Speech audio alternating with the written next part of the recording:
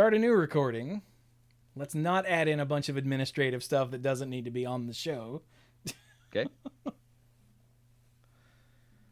Now we got to figure out something else to do for the YouTube people.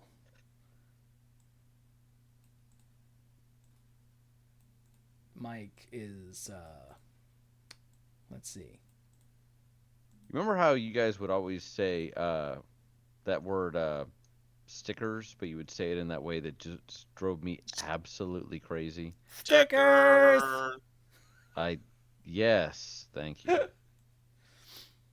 That's for you. There you go. You're welcome. I was looking at Facebook memories a day or so ago, and I found a comment on some post I made some number of years ago from the guy who was always like, "You guys should get stickers." Mm-hmm. I don't know if we ran him off or if he just stopped playing Magic or what. I don't know. Tastes change.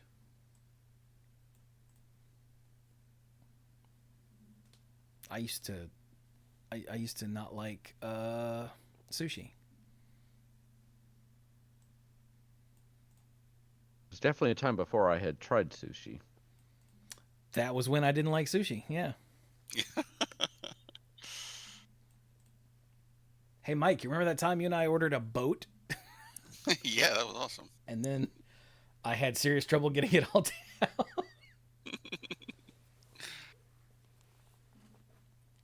Ah, the good old days. I did not expect them to bring out a literal boat. I don't know why.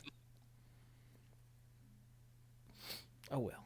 Right then. Here we go. Let's do the thing. Ow, jam. Hello, everyone, and welcome to the Mana Pool. This is, oh god, it doesn't even matter, but it's episode 743 of the Mana Pool. And it's very nostalgic today. Or it will be shortly. Because this episode, even though we've been moving away from Magic as the primary topic of the show, this episode we're looking at the new Magic set, which is Lorwyn Eclipsed. This is the first time we've been back to Lorwyn ever, right? Yeah. Yes. Like it was... Of course, I'm sure something showed up in one of those. I thought there was a one-off set once in there. Battle for New Phyrexia things where everyone was coming and going to all kinds of different places.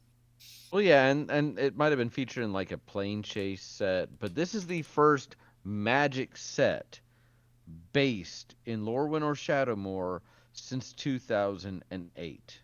Yes. Yeah. And the reason it's nostalgic is because this show started in 2007. In 2007, November of 2007, Lorwyn was the current set. And the very first preview episodes we ever did were for Morningtide, which is the second set in the Lorwyn block. Now, for any of you children listening, blocks used to be 3 set groups. Well, although year-long this was groups. a 4-block. Yeah, year-long groups that were set in one location. They don't do that anymore because that would require some sort of, I don't know, effort. So now every set is somewhere different, and we go back to like 6 different places every year. But we haven't been back to Lorwyn until right now. Yeah. It's amazing to me that we came back to Kamigawa before we came back to Lorwyn. Right? Which, if you had told me that within a couple of years of those 2 sets coming out, I would have been like, no, you have that backwards. So, like we went back to Kamigawa before we got Grand Theft Auto 6. Like what? But we did get Portal 2 first. At least we confirmed. got Silk Song. That's the sequel to Hollow Knight. For anyone going, is that a Magic thing? It is not. Anyway. So I'm Chewy. The other dorks are here, but in the interest of keeping things quick, there's Brian over there. Hey, That one over there is... Who is that? Is that... it's not me. Wait, raise your hand. That's Mike. Yes. And then the one in the back trying not to doze off is Dirk. That's a me. Okay. Dirk is usually a front row kid. I can see him as a front row kid, but I'm not today. always sitting up front row. Teacher's pet. Must not be his favorite class. Oh, wait, no, he is the teacher now. That's why he's sitting up front. That's right. Lord have mercy. Okay, let's get to it. So, as usual, we're going to hit the previews first. The mechanics first. Yes, let's start with the previews when we're talking about the previews. Oh, my God. But what about... I'm tired, all right. Hey, I get it. So, I to be perfectly honest, I have not looked at any of the previews for this. So, previews for this lasted about 45 minutes, it seems. Yeah, that's how it feels. Like, usually, we used to complain about never-ending preview season because they were so extended. Now it's never-ending preview season because there's so many sets. Yeah. And the previews for this set literally were a week. Yeah. Like, a couple days. Going back to Lorwyn, what should have been a momentous occasion? We've got 7 standard legal sets coming out this year. The next one, I think, is like Ninja Turtles. So we don't have time to waste on this not other big IP crap. Thanks, Watsy. Yeah. But I have not looked at this at all. I don't know any of the mechanics. I don't know anything. So I'll just do this first one. It's called Vivid.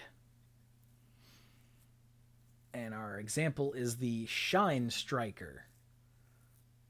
Shine Striker. Oh, no, it's got woke nonsense on it. What is this garbage? What happened to our magic? Why do they want to cram these bright colors down our throat, or whatever it is that stupid people say? This looks like it was drawn by the people that made Diablo 3.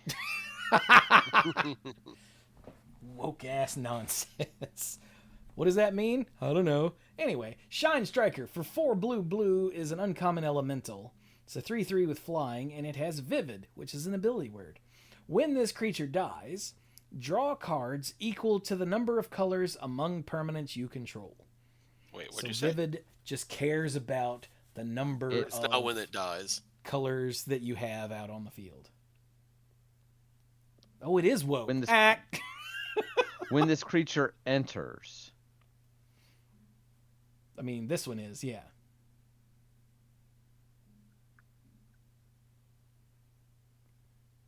Chewie, can you hear us? Yeah. Okay. Yeah, you're going super fast, like when you talk. Oh. And when this creature enters, its ability triggers, not when it dies. Did I say dies? Or did the Yeah. internet Yes. just screw up? First time. Oh. Sorry. How could you? Weird. Luckily, But no. the stream and the listeners can hear me fine because it's not going through Discord. But apparently my internet is weird tonight. Yeah. It's Verizon. It's probably leftover Verizon problems, yeah. But so Vivid is an ability word that counts the number of colors you have among permanents you control.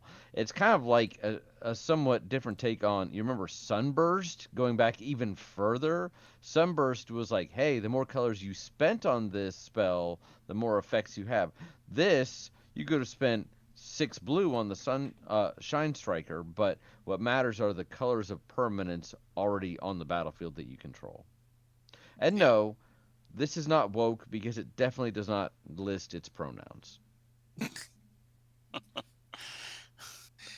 Conceptually, it might be a little closer to domain and another unnamed thing from original Invasion block that also cared about colors on the battlefield. Yeah. So it's a 3/3 flyer for 6, which isn't great, but then it draws you at least a card, probably at least 2. So 3/3 flyer for 6 that draws 2 is probably okay for limited. And then you start drawing more, and you're like, oh, that's nice. 2 card. I'd say 2 cards is more than okay. That's just trying to put forth the minimal effort to get something out of it. That late in the game, you're definitely gonna have something. I mean, and then you start comboing it with stuff like what is it?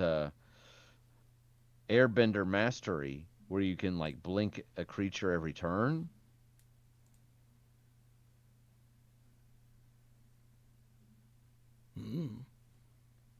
Yeah. Okay, I had to walk away to go check something. Did we point out that because this is when it enters, it counts itself in that if you don't have something blue already? We didn't say that explicitly. That's just a thing to keep in mind. Also, hey guys. Yes. Everybody hang up. I'm going to call you back, just in case it's a Discord thing.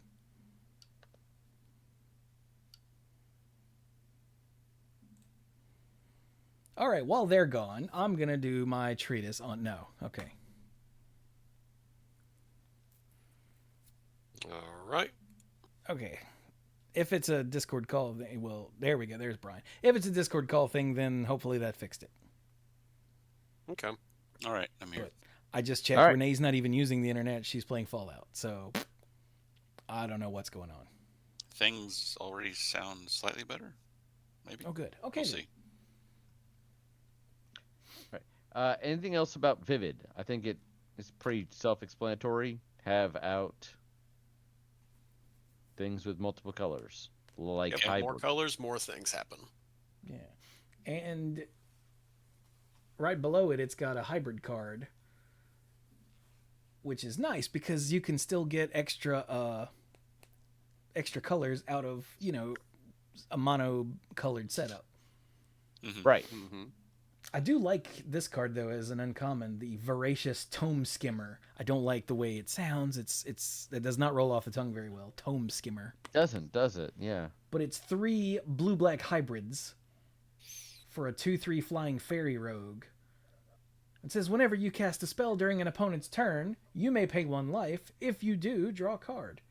So that's kind of gross, actually. That's really good, actually. That feels really good, and the fact that it's a May ability too. You're probably gonna say you're gonna say yes 90% of the time, and if you're Mike, you're gonna say yes 100% of the time, even when you're at 1.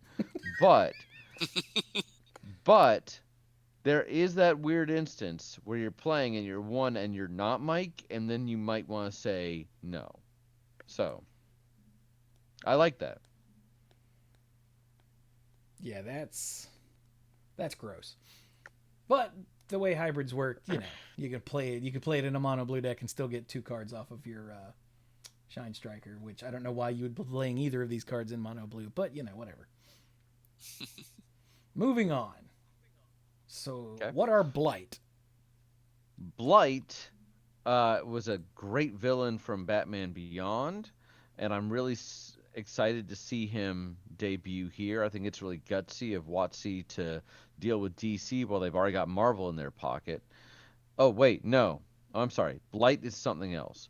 So Blight is a keyword action where you put a -1/-1 counter or a number of -1/-1 counters among creatures you control for various effects. So, if you look at the preview card, Dawnhand Dissident, for a single black, is an elf warlock. It's a rare and it's a 1/2. It has 2 activated abilities. One is tap and blight 1 to surveil 1. So you tap the Dawnhand Dissident, put blight 1, which means put 1 -1/-1 counter on a creature you control. It doesn't have to be him. And then you surveil 1.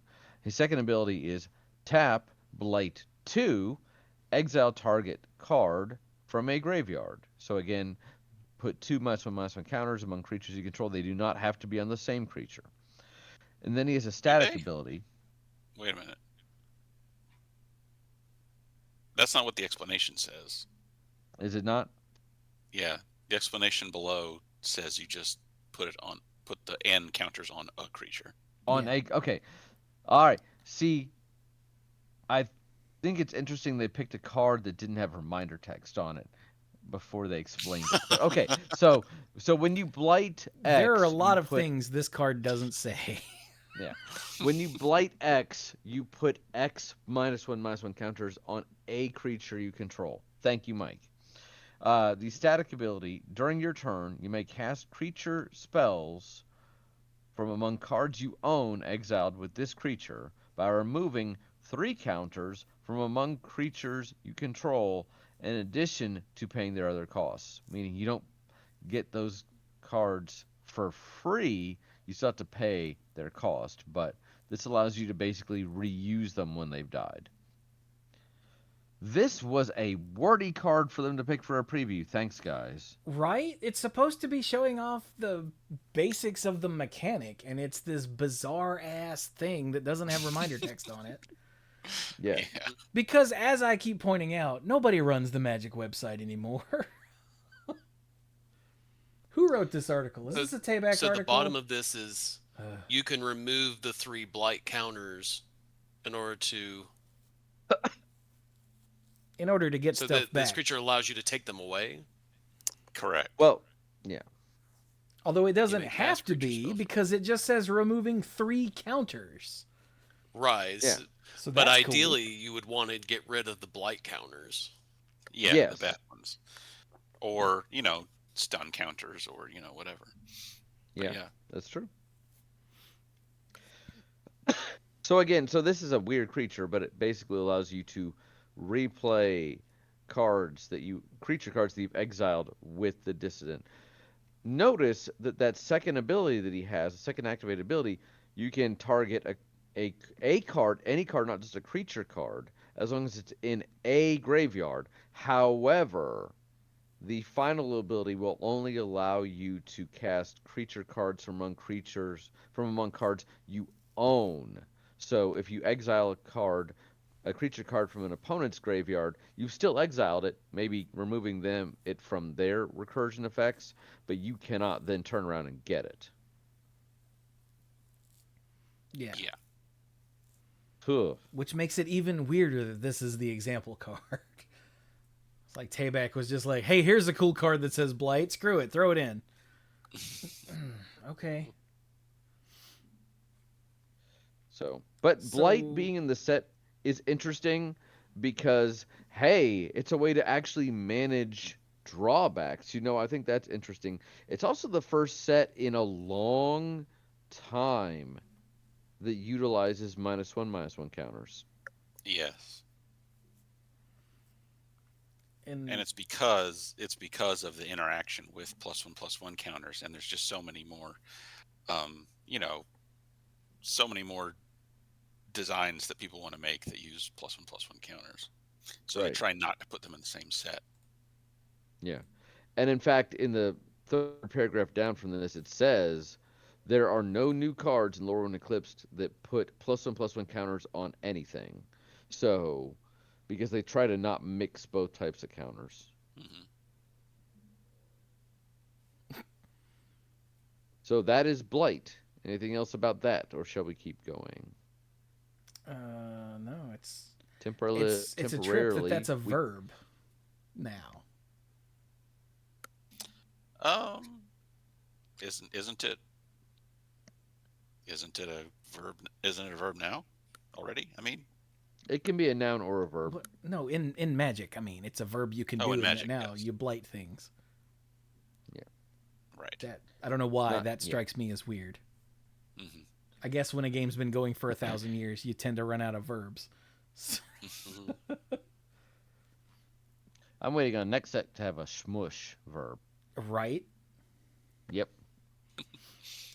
Hey, Changeling's back. Yeah. Yep. All right. That was easy. Changeling just means a creature with Changeling is every creature type. This card is every creature type. Yep. Yeah. Not some of the creature types. Every creature type. All of them. Yeah. Even the ones that you can't remember. Yeah. And but and not the because ones that it's aren't part of the game anymore. No, Yes. not those. Those are right. No Uncle Isfins. No. Unfortunate. Um. So because Changeling is a special kind of ability called a characteristic defining ability, it works everywhere, every zone, not just on the battlefield, but also in the graveyard, in your hand, in your library, in exile, uh, everywhere, which matters for things that let you get a certain thing from your library or your graveyard. You have to discard a certain kind of thing from your hand. And it's in the first Lorwyn block, it was used very successfully, in my opinion, as glue to hold together the tribal interactions in limited, and also to play around with, to mess around with in constructed as well. And it looks like they're bringing it back here to do that again. Yeah. Because it's tough when you have 8 tribes. It's tough and limited when you're like, okay, I have something that cares about elves, I have something that cares about giants, I have something that cares about elementals, and those are the only cards of those types that I have.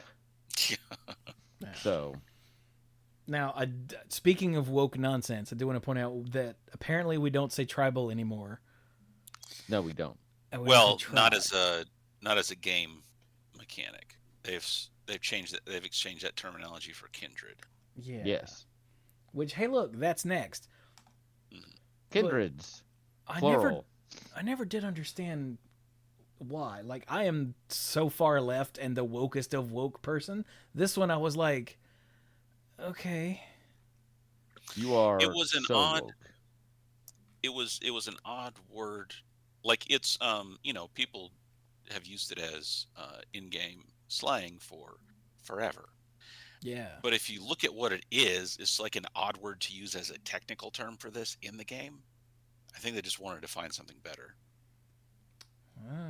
Maybe, I don't know if maybe it's also they thought it would be offensive to people with backgrounds that, used words like tribe or tribal. So Yeah, and I remember reading explanations of that, but it's been so long since I last did that I don't remember the details anymore. But yes, you're right. Like, I hate to be that guy. It always sounded like someone looking for something to be offended by. Like, you can tell this was several years ago before our current state. It was erring on the side of caution, maybe. Yeah. But oh well. So now we have kindreds. Is this literally just the tribal type from before? yes. Yes, it is. And does that mean that the old tribal types are now just, if they ever get reprinted, they'll be kindred types? I think so, because it says that kindreds return. Yeah, I noticed it said return, which made me go, I think that's already been an Oracle retcon, but there haven't been cards printed with it since then. Okay, I mean, because that's what I thought, but I wanted to be sure. I have not been through nearly all of the previews. In fact, I've probably seen I kid you not, 2% of the previews, but I was scanning them earlier, and they reprinted Crib Swap, and it's a kindred instant. So they did? That's awesome. Yeah. So it is. I think it's something they did retroactively, and now they're like, "Look, we brought it back," and they're not going to probably address what it was before. Yeah, I mean, so that's old news. They did it years ago now. At this point. Yeah, a long time. To the point where I don't remember it anymore. Because, like Mike said, they haven't printed anymore. So.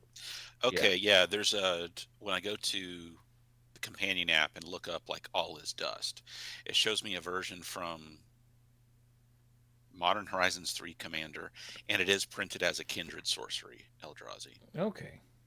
Well, there you go then. This is how we've been keeping up with all the minutia. Yeah. That is to say, not. Yeah. So okay, so kindreds are. So the kindred, it's a card type, right? Yes. Yeah. Yes, that's right. And it's added to non-creatures so that it can have a creature type. Yes.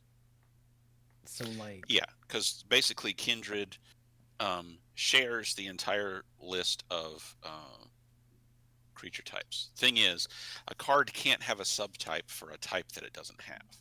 So, in order to make non-creature cards with creature types, you got to kind of cheat and just give it a different type that happens to have creature types. So Kindred and Creature share the exact same list of subtypes.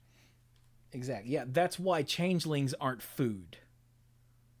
Correct. Because food is not a creature type. There are creatures that have Yeah. food on them, but they are artifact creature, like food something. Yeah. Because And there's the rules are and then weird and horrible and grimy place. Yeah. And then there's the wolf calamity that can turn everything else into food, but it does that specifically, and it says they all have they're all food and they all have this ability. So I kind of like this preview for kindreds because not only does it explain kindreds, it also has reminder text for blight. So, hey, Dirk, tell us about this card because you haven't gotten to one yet. All right. And that's the Bogart Mischief. Yeah. Boggart Mischief. So for 2 and a black, it's a Kindred enchantment. That's a goblin. So that means that the Bogart Mischief is a goblin. Yep. Yeah. Right. Even though it's an enchantment. Whenever this enchantment enters, you may blight 1.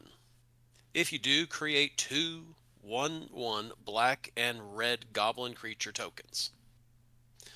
So do you want me to read the reminder text on that? No. It actually has the reminder text on it. Like you guys said. I think we're good. Yeah, good. Okay. Just read the rest of It the also says, whenever a goblin creature you control dies, each opponent loses 1 life and you gain 1 life. I like this. Yeah, it's That's it's cool. a nice little win condition. Weird. Yeah. Mm-hmm. Oh, well, you're going to block all my goblins so they don't kill you? Great. Then they'll kill you. I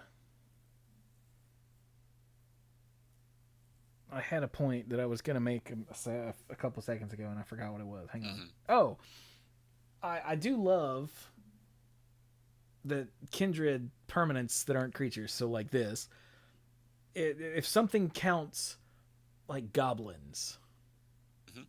then it'll count this. Now, if it says goblin creatures, it won't count this. But Correct. Right. and I'm trying to think if there were any. There were things that cared about like number of goblins you control, right? That didn't specify Yes. creatures. I feel like there I had to think have been. so. Yeah. There's also a lot of stuff that cares about when you cast a goblin spell, Yeah. too. Hmm. Yeah, just to think. For those of you that have never played with the kindred stuff before, this is the sort of thing you have to keep in your mind when you're playing.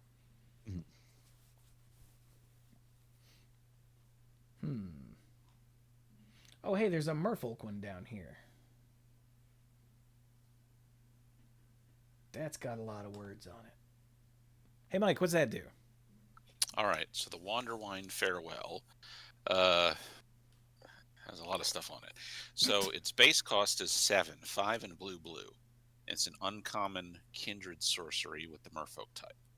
So it costs 7, but it has Convoke. So your creatures can help cast the spell. Blah, blah, blah.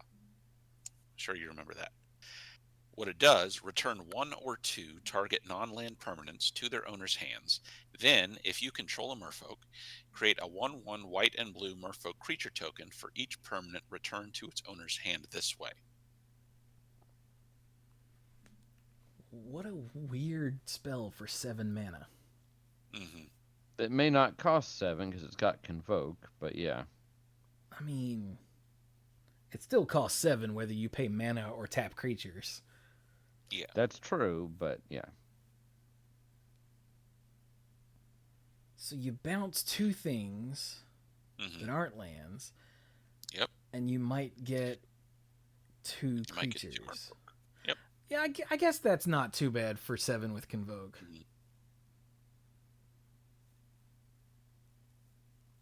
It's just weird.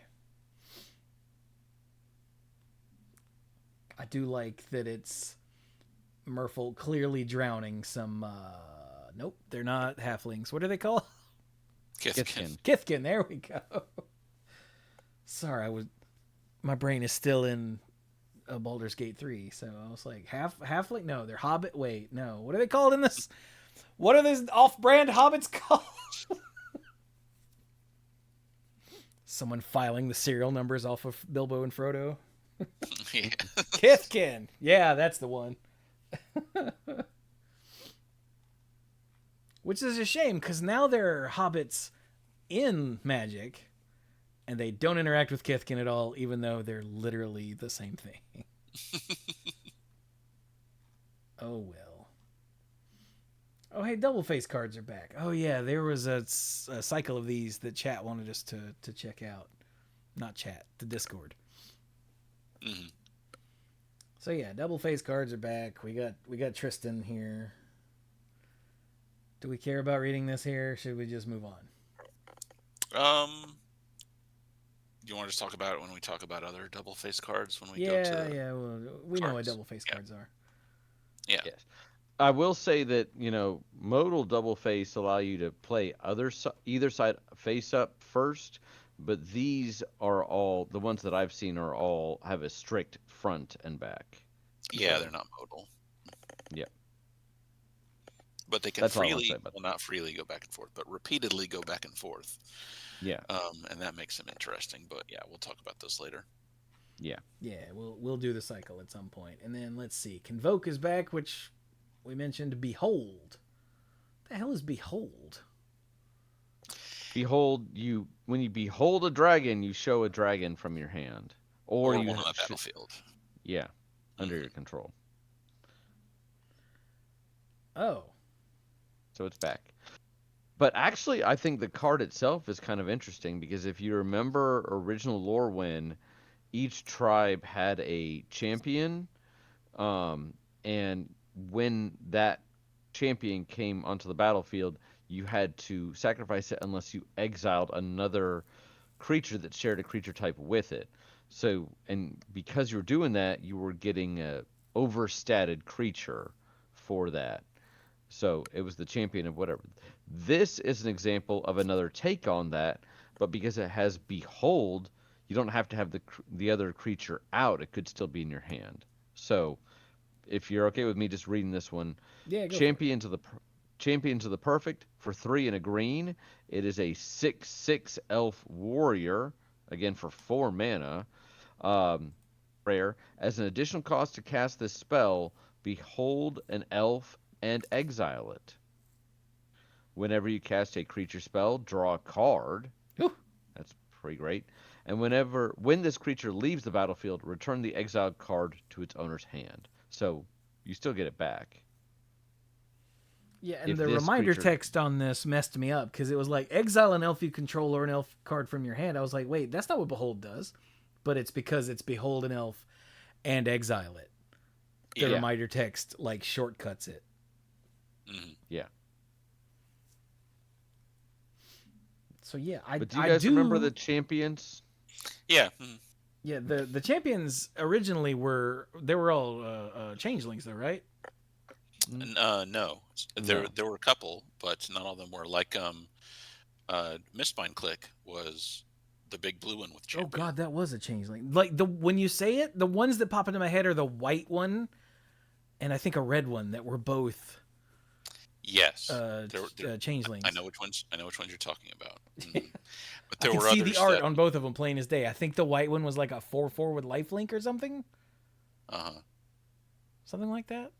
The one that comes to mind for me, and I know we need to keep moving, but I feel like there was a red elemental one that I really loved the art for, and it had like an enormous power. Yeah, it was a ball light, But basically. Yeah, was it yeah, 10? Didn't it have 10 power? something I don't like know if it that. was that much. I'm There gonna. was I'll there look it was up. a 10 like a 10-10 flyer that had champion and elemental, but it also cost a lot. Oh, yeah. I'll figure it out. Yeah, let's see here. Text. You type in the word champion to gather, it gives you a lot. So That's why you go to Scryfall. Yeah, the 10-2 was a Nova Chaser. Oh, it was a 10-2 Nova for 4 Chaser. with Wow. Trample Mhm. that had champion and elemental. there we So go. it didn't have haste. It just had trample. Yeah, it just had Trample. But it had 10 Oh. power, so. Yeah. Oh, yeah, the 10-10 Flyer was champion and elemental. The Supreme Exemplar. Changeling Hero, 4-4 with lifelink. Hey, I was right. Yeah. I completely forgot Mistbind Click was a champion. I just remember that it was Mistbind Click.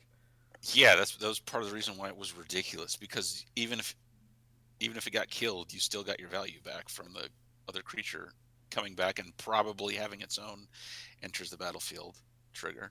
What do you mean? Fairies, probably? fairies in lore one block were dumb.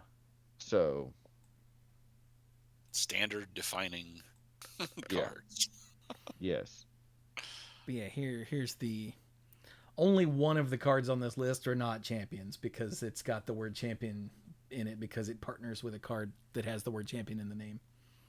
Ah. But yeah, it looks like there were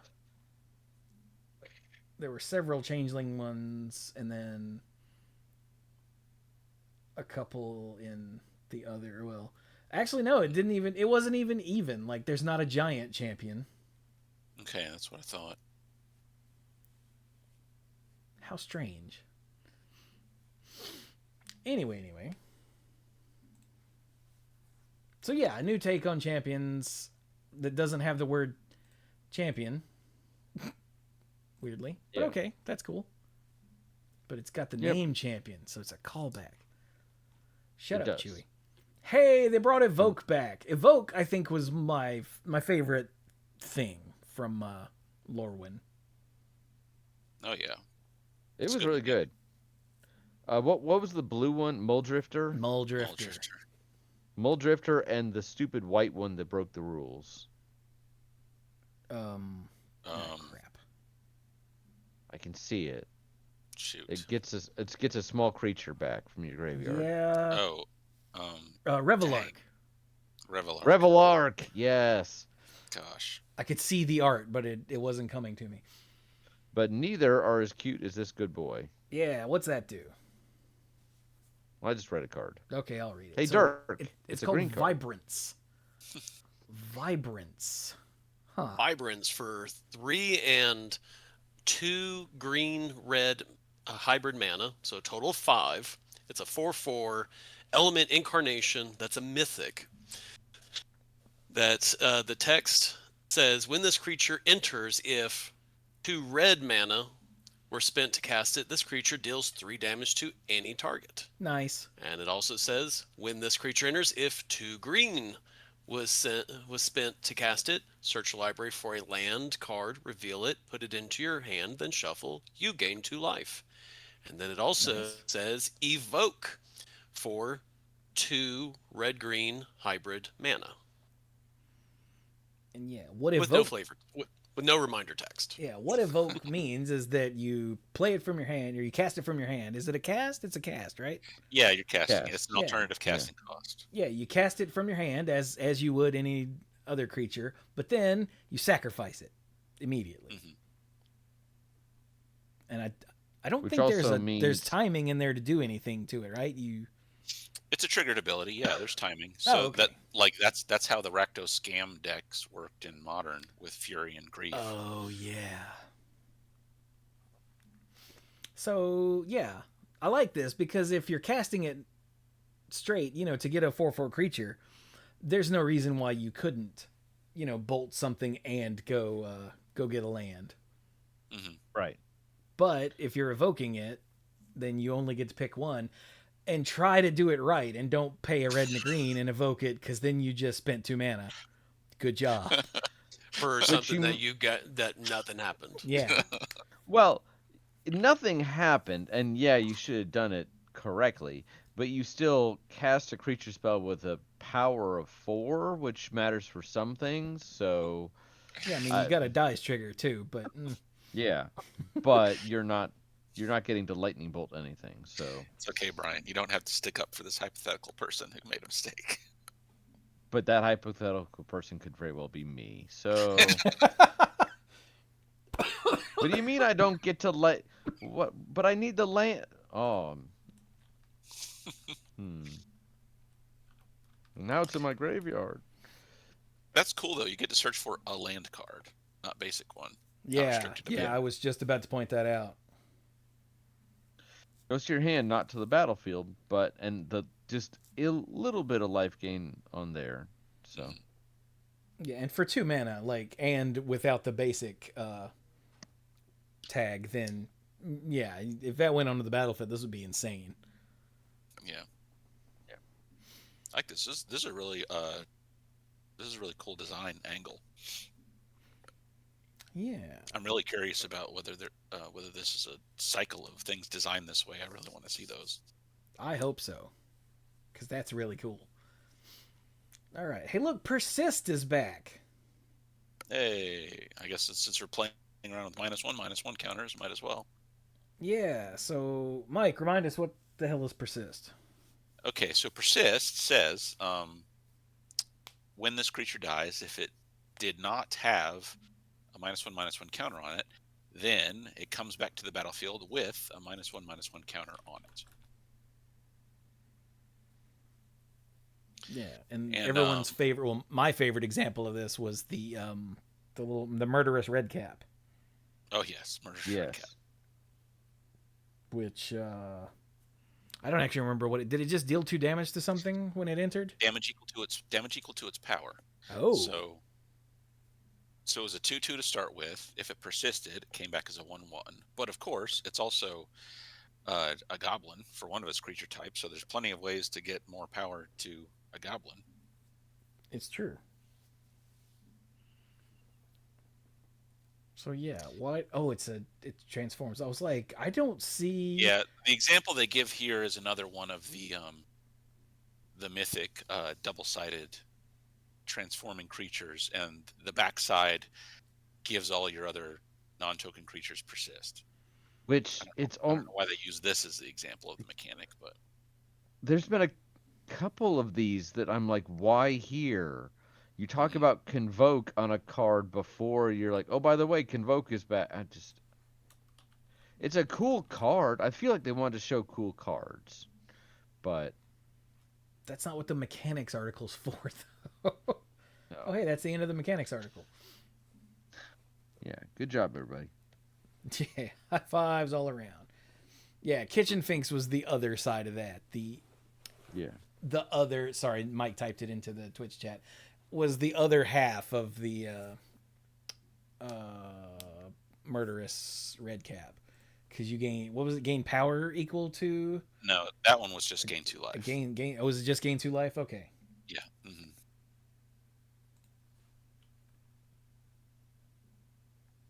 There we go. So let's get into the thing here. So since we're totally going to do 2 episodes on this because it's Lorwyn, yeah, I figured for this first episode we would just look at the returning creatures, like named characters. Okay. If there are any. Or at least we'd start with that, because we've got is it Brigid? Yep, Brigid's here. Yeah. Did we also want to cover the 2 planeswalkers? I mean, they're returning characters, so yeah, sure. Yes.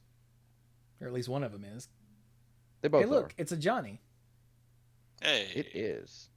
Have we seen him since he got unphyrexianized and then resparked? Asking the wrong person there. Whether we have. But yeah. So, Ajani, Outland Chaperone. I have not read the story. I feel like that name implies something.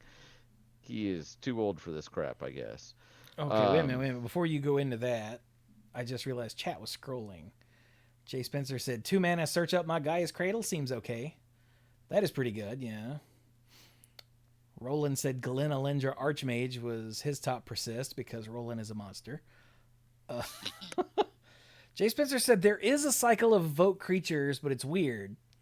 They're 5 creature-based draft archetypes, some allied colored, some enemy. There are 5 evoke creatures in the 5 color pairs that aren't draft archetypes. What? Huh. Why would... Okay. I guess because they can cross over. I don't know. Probably, yeah. And sometimes you just don't get the cards you need to actually build to the draft archetype, and you got to do your best with what you do get. Okay, so sorry. I wanted to get back to that before we got too far away. Oh, sure. So Okay. you've got Ajani Outland Chaperone. He requires a permission slip for 1 and 2 white. He comes in with 3 loyalty. Sorry, He I is picture him with his big, double-sided, the weapon he's Axe got on his back thing, there. I don't know yeah. what that's called. And like, Is it just an axe, right? but it's got the axe blade on both ends, doesn't it? Or is it? It might have some name, Gary. So he's got the Shovel Knight weapon there. And I see him like at a Kithkin like high school dance, shoving the blade of it between 2 Kithkin that are too close, and then turning it so that it pushes them apart. 6 inches, guys. 6 inches. And that's the picture that popped into my head that made me start giggling. So this is a 3-cost planeswalker, which if you've been playing as long as we have, which is a long time, 3 cost is usually interesting because that's where that's where some things start getting spicy. But he comes in with 3 loyalty. His +1 ability actually creates a blocker. For +1, create a 1/1 green and white Kithkin creature token. So he can be defensive. -2 loyalty. Ajani deals 4 damage to target tapped creature. Feels almost a little black, but that is a white ability if it's tapped. And then -8 for the limit break. Look at the top X cards of your library where X is your life total. You may put any number of non-land permanent cards with mana value 3 or less from among them onto the battlefield, then shuffle. That Interesting that he doesn't just take the cards that don't come in and put them on the bottom of your library. He actually has you reshuffle.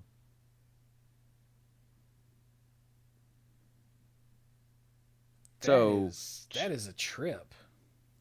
Chances are, like, even if you play him early, to go from 3 to 8 and then to be able to activate, because assuming you don't get other loyalty counters on him from other shenanigans, you're just doing it 1 a turn. Your life total may not still be at 20. It could be, but it's probably a little lower just from having to, take hits and things like that over the course of the game. Mm-hmm. But how high does this need to be worth it? Like 4, 5? Because hopefully you have at least 5 life when you activate this ability. It's probably higher than that if you have been managing this correctly. I mean, assuming your deck is built on a low curve, which, if you're playing this, hopefully it is. Yeah. I mean, how many things do you want to get? Like, for ulting your Ajani, hitting his limit break, you want to get, what, probably 3 things? At least 3. Yeah. anything less than that, it doesn't feel worth it for the time you put in it. And even if you've had a rough go at it and can only look at like, 10 to 15 cards, then that's pretty good. Yo, yeah. I mean, if you can, I figure looking at 10 cards, you're probably going to hit 3, right? Yeah. Yeah. Seems neat. Yeah. Jay Spencer said, hit another Ajani. Yay. Yay. He costs 3, and that's a reason why you may not feel like you have to get him. Sometimes, with an alt, you want to get up to some amount over so you still keep the thing, keep the original Planeswalker, but here you're like, no, hopefully I'll get another one. So, yeah. So who's the other Planeswalker? Your boy Oko. Is he mono green or is he multicolored? He Mono is green. mono blue. Or mono blue, sorry. Yeah. Wait, what'd I say? Green. Was he green before? He's mono blue. No, he was green and he's blue always before. Oh, he was green. Well, before. I mean, his front side is blue, but both sides together, he is blue-green still. Oh, Oh, okay. All right then. Well, tell us what Oko does. One of you, somebody. Shut up. Well, Start Oko. talking. Oko, Lorwyn Liege, for 2 and a blue. He has a loyalty of 3. Mythic legendary planeswalker Oko. At the beginning of your first main phase, you may pay green. If you do, transform Oko. So there's your end to turn him over to the green side. But on the blue side, his first ability is a +2. Up to 1 target creature gains all creature types. This effect doesn't end. So he permanently turns them into changelings. That is a trip. Basically. His second ability and the final ability on the blue side is a +1. Target creature gets -2/-0 until your next turn. Standard protect yourself thing. Yeah. Mm-hmm. So if you did, it's ahead. Just looking at this side, he starts in 3, and he can go to 5, or he can shrink. He can go to 4 and shrink an opposing creature. Mm-hmm. Both of which basically ensure he's gonna live. Yeah. So that's okay. That's neat. I wonder why it's gains all creature types. Do you think there's something in the rules that says giving something changeling is just not right? Giving something a keyword ability permanently might be a little too hard to remember. I don't know. Well, and you think about it, so changeling, as you said, is active in all zones. So if I that might have something to do with it. Yeah, if I give my creature, if this was like give a creature changeling and then that creature got bounced to my hand, that does it still have it? No, it shouldn't. So this is probably cleaner. It's a different game object, yeah. So. But it says this effect doesn't end, which means that for the rest of your life, that creature is all creatures. Hey, Chewy, I hate to tell you this, but this card has actually got changeling because of this game I played with Mike like 2 weeks ago. Yeah. So back in January 26th at the Lorwyn pre-release, Oko targeted this, so it's a goblin. Wait, what? My chroma is now everything. Yeah. Sorry. It's okay. I got the judge to make a note on it, so you know it's legit. Oh God. Okay, what's the other side do, Dirk? All right. So if you do flip him, first part says, at the beginning of your first main phase, you may pay blue.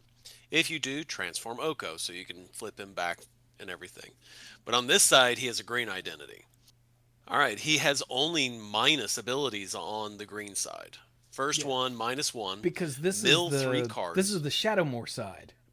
Yes, this Yeah, is Shadowmoor Scion is Yeah. what it is on this side.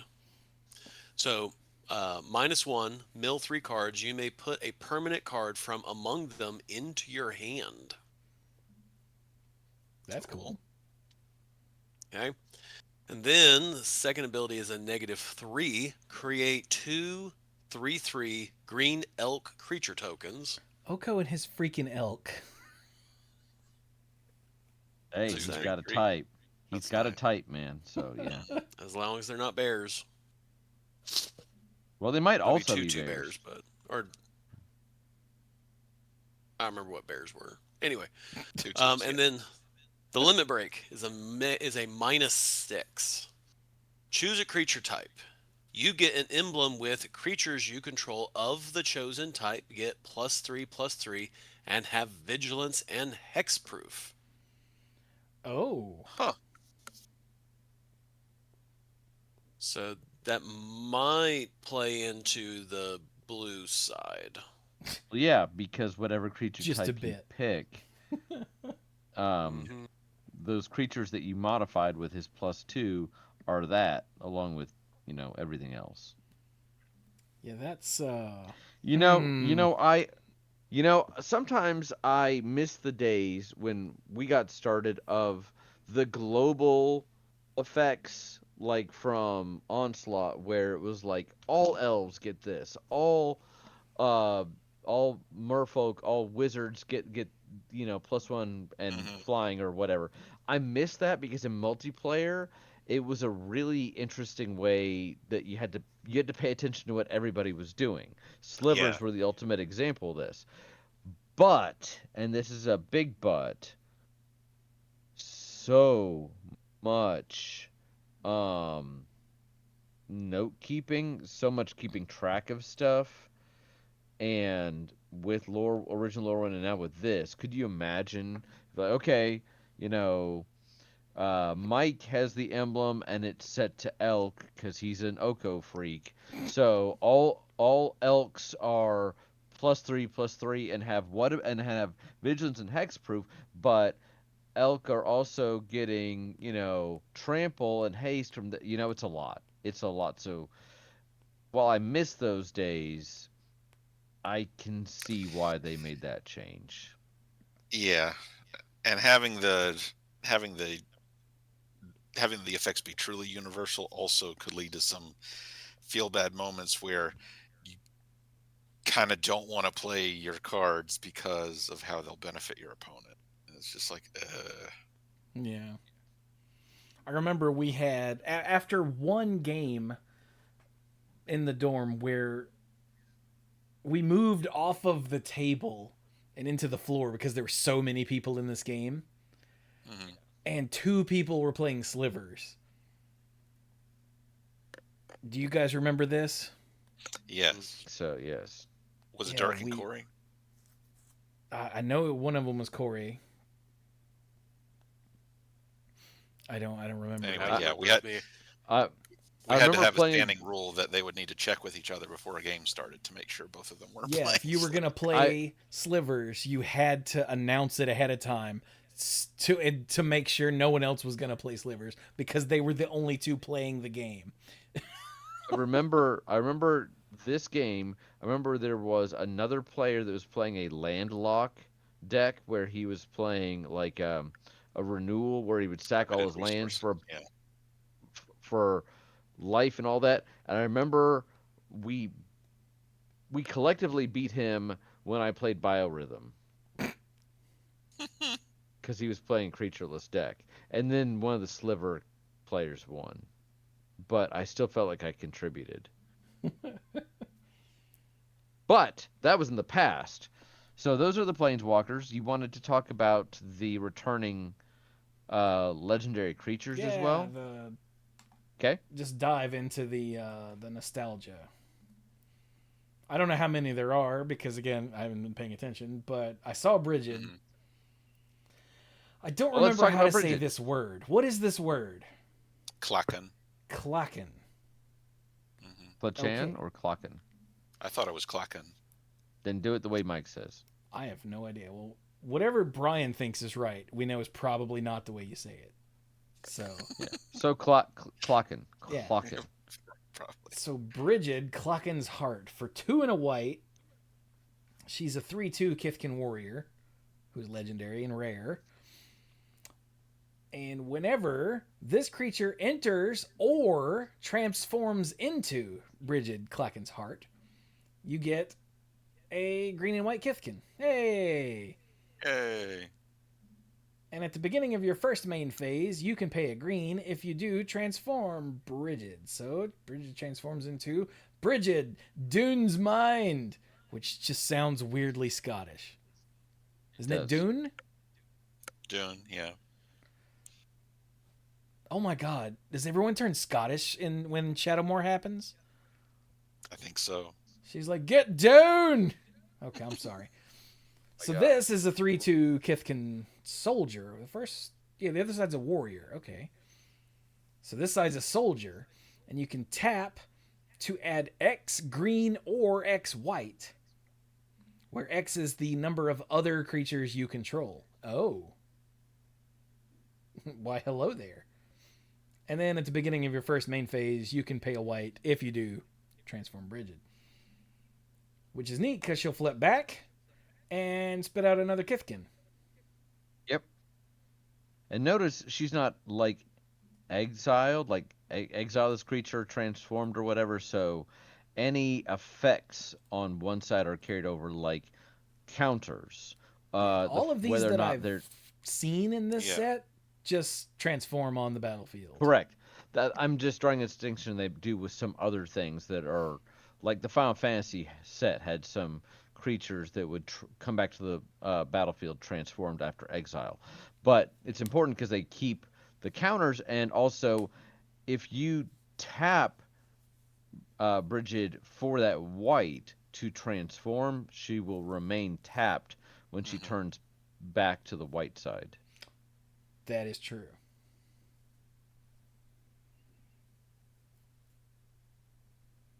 Man, the timing on that is weird. First main phase, the trigger happens when it's like, hey, you want to pay this? And you tap her to add your, 5 or 6 white, let's say. Then she flips back, spits out another one, and you've got your, remaining 4 or 5 white to play with. That's actually pretty cool. I don't know why you would use one to flip her over. I guess just to have another thing in the way, but Or if you don't have access to white mana otherwise. there's that, yeah. So I have some questions about how you cast her in the first place, but whatever. Shut up, Mike. That's Shush, for shush, Oh. shush. I was just gonna let that one That go. Well, clearly because you only got her because she cost 3 and you used a Johnny, and Johnny cost 2 white. I don't know, man. I don't know. Lord have mercy. They blew up your planes. I don't know.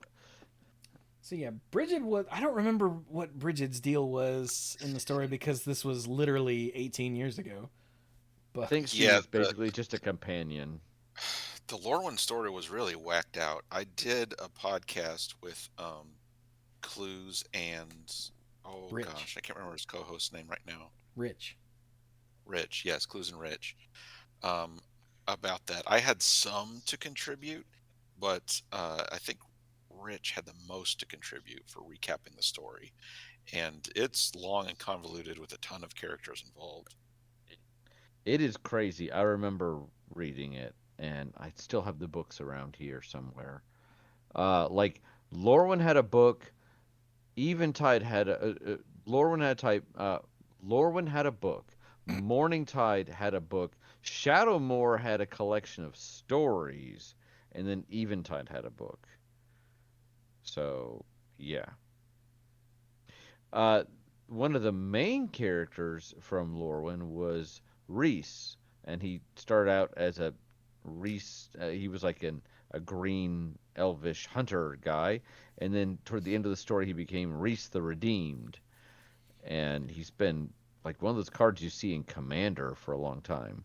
But Mhm. now he's back as Reese the Evermore. Elves in Lorwyn were so weird because they were the bad Yeah. guys. They were the bad guys in Lorwyn. Yeah, they were And super then racist. They hated. They thought everyone who wasn't an elf was hideous, and hunted them for sport. yeah.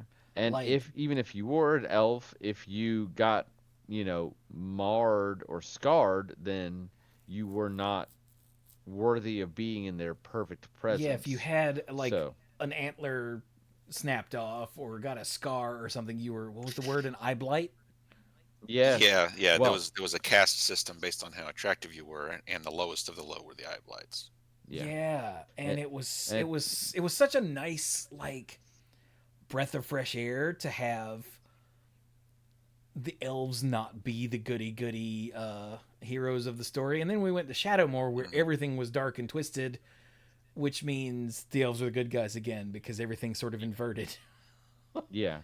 We were like, Which oh, I mean, it was a little boring that way, but when like the Kithkin went from being like we're helpers and we believe in community to completely xenophobic, like one of us, it was a balance, So, but Reese is back now as Reese the Evermore for 1 and a white. He's a 2/2, so he's a bear. Dark. He's a grizzly bear. A 2/2 for 2. Uh, he's a legendary elf warrior. He's a rare. He has flash. And when he enters, another target creature you control gains persist until end of turn. And you may pay a white and tap Reese and remove any number of counters from target creature you control. Activate only as a sorcery. That's the whole ability. It's not remove counters to do something. The Mhm. point is you are removing counters probably so that something with persist. Well, it says persist until end of turn, but to get the counters off of something. Yeah, yeah. In this set, it's usually going to be -1/-1 counters. I haven't seen whether there are any cards in here that hand out stun counters. That's also a nice counter to remove from creatures you control. Um, if you're if you want to be really silly, you can bring in some old cumulative upkeep cards and remove the age counters. That's cool. Oh, and here I thought I was being silly when I was thinking about because it says any number. I was thinking Mhm. about somehow animating my dark depths. Yes, do And I'm that. like, no, I'm like that feels silly. And then Definitely do you that. you said cumulative upkeep. I'm like, it's not that silly. So, yeah, yours is awesome. Mike's is silly. so but that's Reese. He's back. He's still but I think it almost looks like he's like I don't know, ethereal or something, but It's like, I don't feel so good, Mr. Stark. Yeah, I was just Yeah, about that's yeah. to. Oh, you got me. Mm, All right, who else we got here that's oh, can I search for legendary? Will that work? Probably. It will not. Okay. I Well, tried doing that and it did not. Yeah. that's weird. And I thought it. there's not a filter for it. I was about to say, So is there one under filters? no, No. they are determined to not make this easy.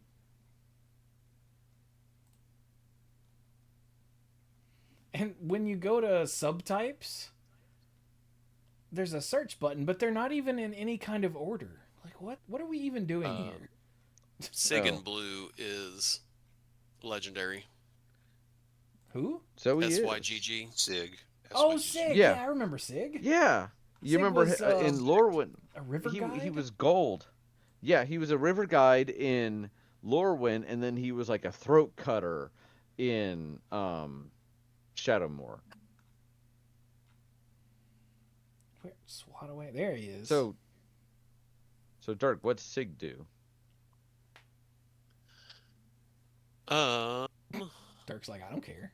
well, I was busy looking at all the stuff to find everybody. Okay, so Sig, Wanderwine Wisdom. Wanderwine Wisdom. Yes. Yeah, wait. Okay. Why Wanderwine Wisdom. Shouldn't that be like Wanderwine, like Wiseman, or Maybe he's just the wisdom. he is the That's what they wisdom? refer to him. Yep. Or maybe someone was like, let's see if they can say this 5 times fast. We cannot. So anyway, for 1 and a blue, he's a 2/2 legendary creature, merfolk wizard. Okay, That's Dirk, that was racist. Saying merfolk and then going blah blah blah. Blah, blah, blah. Trying not to, because Wanderwine wizard, wisdom wizard. La, la, la. So anyway, Sig can't be blocked. Nice. Awesome. So whenever this creature enters or transforms into Sig Wanderwine Wisdom, target creature gains. Whenever this creature deals combat damage to a player or planeswalker, draw a card until end of turn. Oh. At the beginning of your first main phase, you may pay white. And if you do, transform Sig.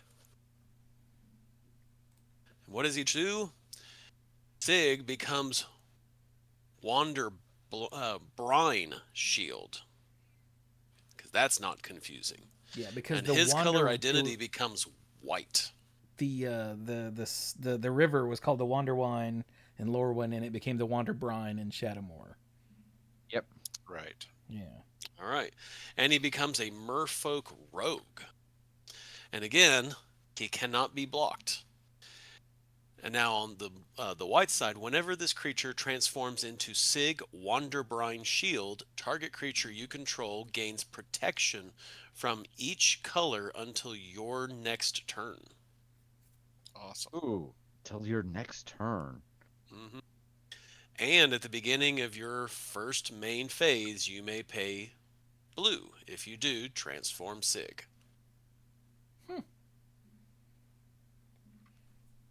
Yeah, this makes sense. The white side is protection, and the blue side is saboteur, draw a card. Mm-hmm. I dig it.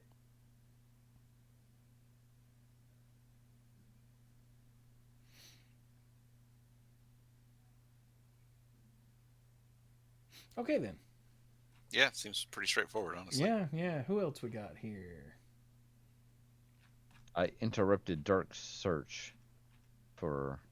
To make him read a card. How dare. I know. Trying to be useful. There's your first problem. I know. Grub is legendary, but Grub is not a returning creature, so I don't care about Grub. Auntie Grub? Is Yeah, she back? Grub. Is Auntie... Was that a thing? Yeah. I thought She was not super important in the story, but... Grub wasn't a card before, but showed up in flavor text and stuff. Oh, Yeah. Oh, you're right. Do we want to talk about this? Yeah, why not? Yeah. So, Okay, well, what does she do? Grub, Storied Matriarch. For 2 and a black is a 2/1 legendary Goblin Warlock. Rare. 2/1 for 3 with Menace. Okay. When it enters or transforms into this side, you return up to 1 target Goblin card from your graveyard to your hand. Nice. Awesome. And at the beginning of the first main phase, you can pay a red to transform. Okay. Flip it around to Grub Notorious Auntie. Oh. And this is a 2/1 Goblin Warrior with Menace. Warlock to Warrior. Okay.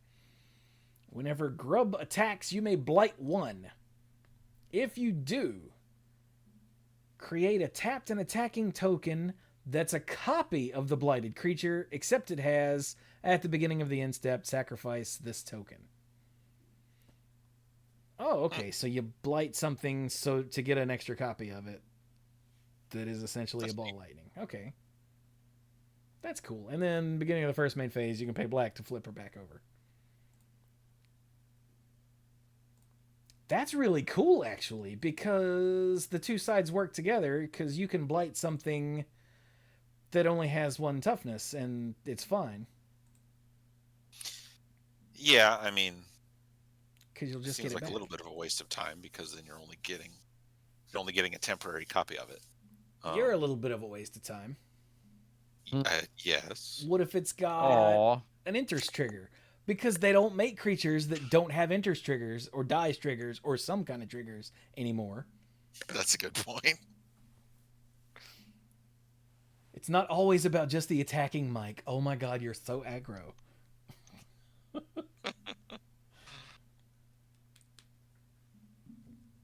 I don't remember Anti-Grub at all. I'm gonna go look this up. She was referenced, but Yeah, it was flavor text stuff.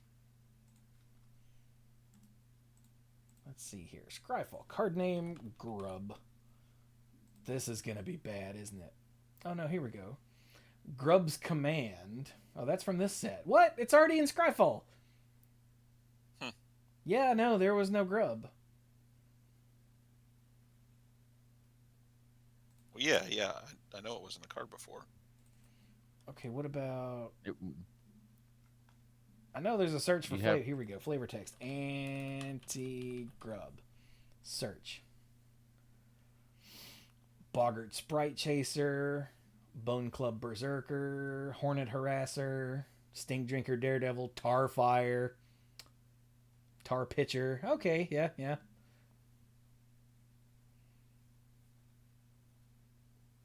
I'm satisfied. I feel better now. All right, who else we got? we've All got right. There's- Ashling. Yeah, Ashling, and then there's a legendary enchantment, Is black, Ashling... the Morn Song Aria. That doesn't Oh, count. that's a But we can come reference. back to that. Go ahead. Oh, there's Ashling.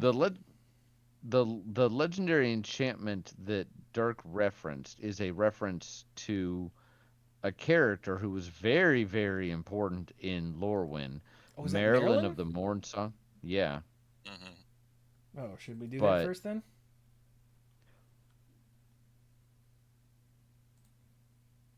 Isn't this just... This is just what Marilyn did, isn't it? Well, Yes.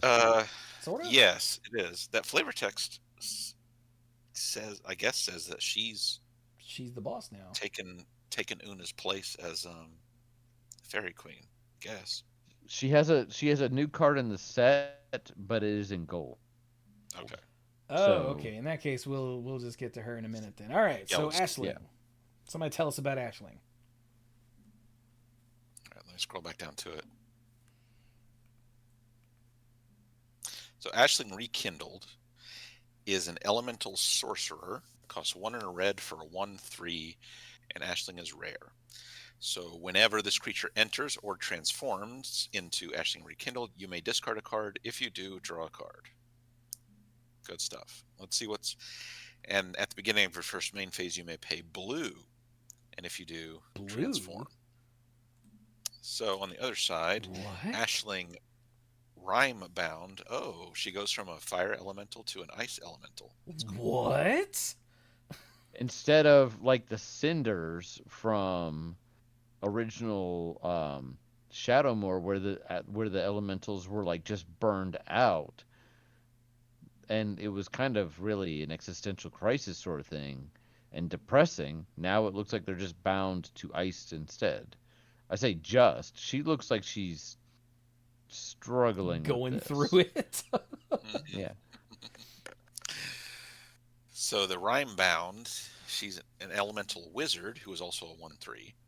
Whenever this creature transforms into Ashling Rime Bound, and at the beginning of your first main phase, add 2 mana of any one color. Spend this mana only to cast spells with mana value 4 or greater. Holy And then at crap. the beginning of your first main phase, you can pay red to switch back. Okay, I have hiccups. I like Ashling. Yeah. Yeah. I like the fact that if you decide to keep her on this side, you'll continue to get the mana. So Mhm. I like that quite a bit. Some of Yeah. these, it just feels like you just want to go back and forth as many times as you can. But, and I mean, hey, if you want to keep drawing and discarding, that's good too. But Yeah, that's a cool card. that is a cool card. Yeah. All right. Who else we got? All right. None of us know. Got it. I'm still scrolling down. Scrolling Still- too. Ashling. What was that, Dirk? Was that? Ashling. Yeah, we just read Ashling, Dirk. Then it's the green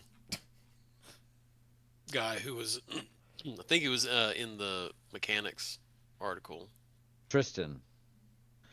Okay, I don't know about Tristan from the original story. I think that's a new character. I think he's new. Yeah.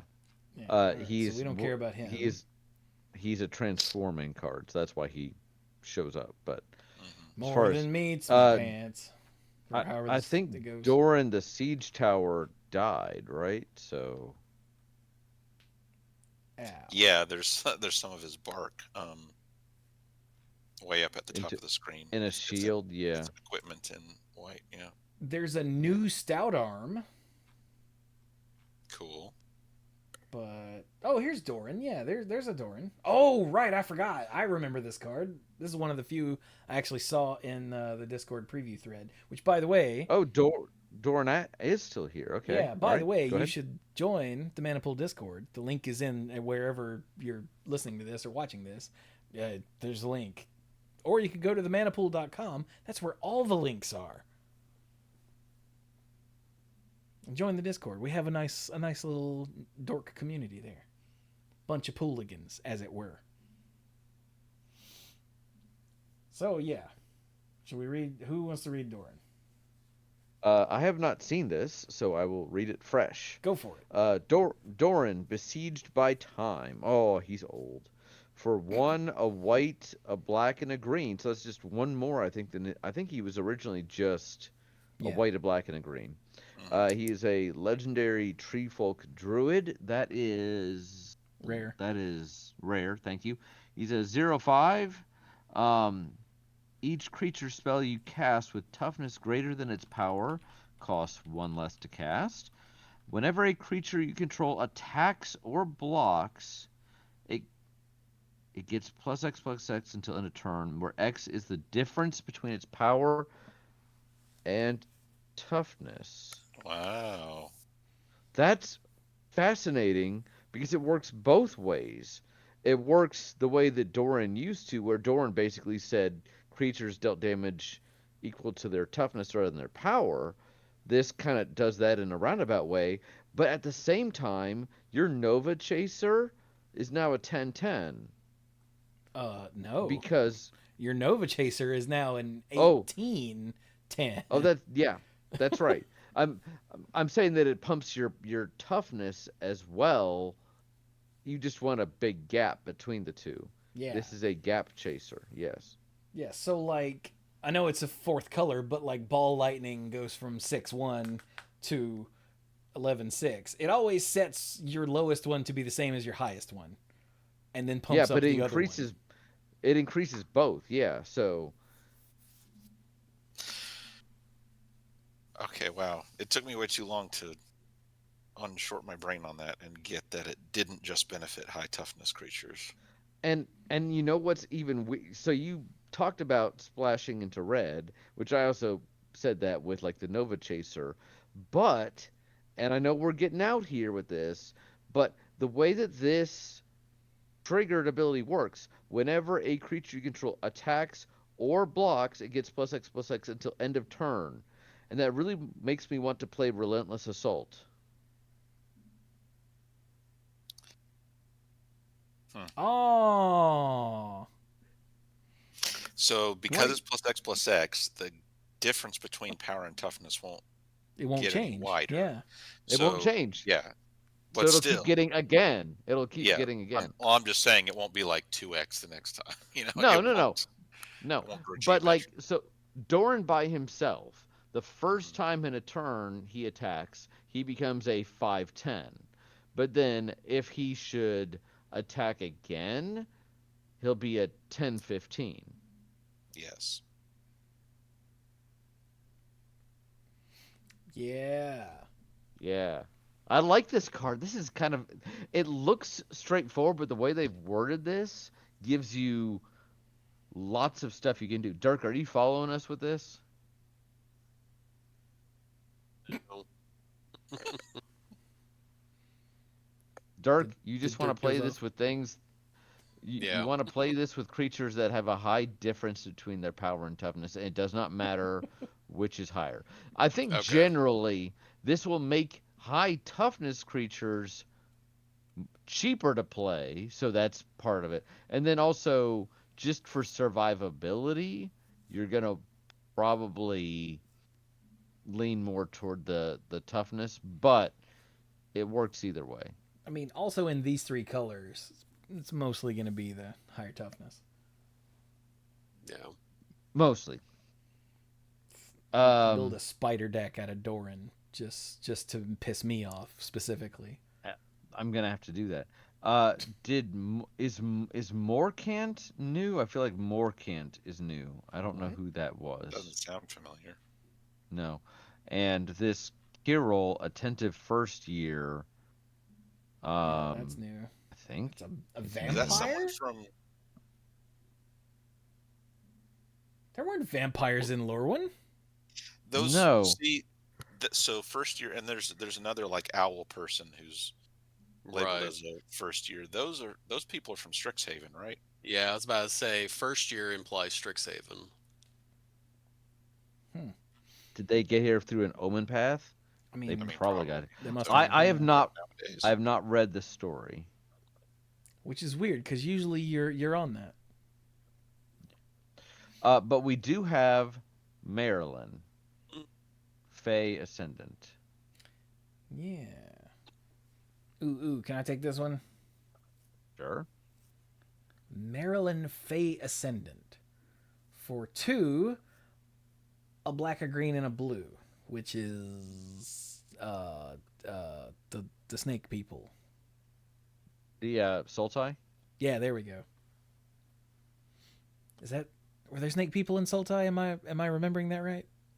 Oh, yeah. Okay. Yes. That's Yeah, what the I thought. Naga. They were secretly in charge or blatantly in charge. I can't remember.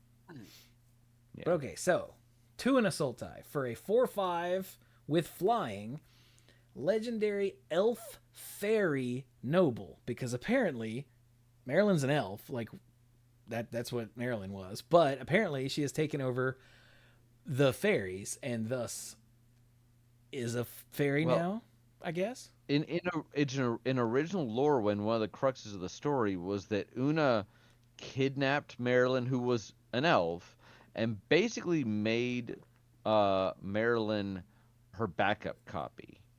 Like, downloaded a lot of her into Marilyn's brain, but only ever intended for her to be like an emergency copy should something happen in the Great Aurora. And then later was like, yeah, I don't need you anymore. But then Marilyn helped kill Una. So, Oh, okay. yeah. Now Oh, she's Roland inherited said both parts of that. the first years are taking a field trip with a Johnny as the chaperone. They really did need permission slips. Okay. All right, All so a 4/5 elf fairy noble with flying for 5 mana. Got it. Whenever Marilyn or another elf or fairy you control enters, exile the top 2 cards of target opponent's library. All right, you can stop there, and I'd be like, yes, Yeah, sign me up. that sounds amazing. Hey, Dirk, you like making elf tokens? What if Always. every time you made like 5 elf tokens, you milled somebody for 10? I would say sign me up. Yeah. All right, but wait, there's more. Now how much would you pay? Once each turn, you may cast a spell with mana value less than or equal to the number of elves and fairies you control from among cards exiled with Marilyn this turn. Oh, just this turn, without paying its Yeah. mana cost. Well, yeah. Otherwise, it gets to be That is kind of silly, Silly. yeah. Oh. But still, Sure, I can. like, Sure, I can build an elf Lorwyn elf wizard deck. But somebody with punched her. some. Yeah, I know. But I mean, if you're playing, let's say, elves, chances are, you can make, I don't know, 3 elves jump into the battlefield this turn. And it counts elves and fairies, right? Like, as a total number. Yes. So changelings are gonna, well, changelings count either way, so never mind. But yeah, that's neat. If you manage to get, 2 elf tokens and an elf from your hand, then that means you've got 3 plus Marilyn. You've got 4 just that turn, and you've got 6 cards to choose from. Surely you can find something over there that costs 4 or less to play. Yeah. Never mind what else you might have on the battlefield before you do that. That's really neat. Yeah. So she's Unless she gives you free stuff. She denies your opponent stuff that they want. One of the key tenets of mill is that milling does not matter until you mill the last card. Mm-hmm. But in this case, because even though, you're denying your opponent's stuff, that stuff might as well have been on the bottom of the library. So them not drawing it literally doesn't matter. Right. But if you then get to take the stuff that you're denying them and use it against them, that's better. Yes. And that does it for the returning characters. Oh, there aren't any more? And to go with what Mike was saying earlier, the first year there's 4 of them, and they are the Strixhaven school colors. Like they're the whatever the houses or schools at Strixhaven. Yeah. That they all align with the colors of the schools. I see that. Yeah. I know it's after 10. Do we want to cover these guys? We don't really know anything about them, but they're all right here. No advanced studies, all first years. But if you search for first dash, it pulls them up. I mean, if you want to. Well, just a suggestion.